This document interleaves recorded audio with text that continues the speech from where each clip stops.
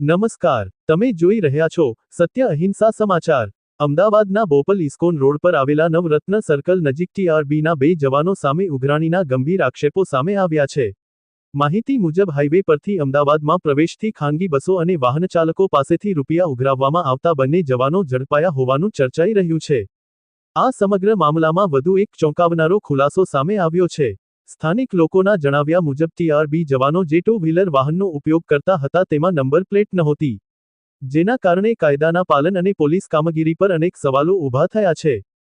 સાથે જ એવો પણ આક્ષેપ કરવામાં આવી રહ્યો છે કે TRB જવાનો વાહનો રોકી કાગળોની માંગણી કરતા હતા, જ્યારે જાણકારોના જણાવ્યા મુજબ TRB જવાનોને સીધા વાહન રોકી દસ્તાવેજ ચેક કરવાનો અધિકાર નથી।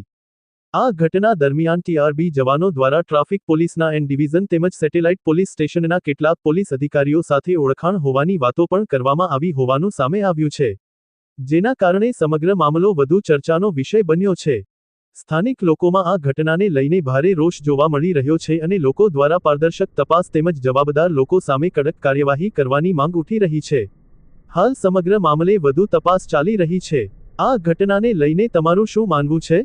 કમેન્ટ કરીને જરૂર જણાવો।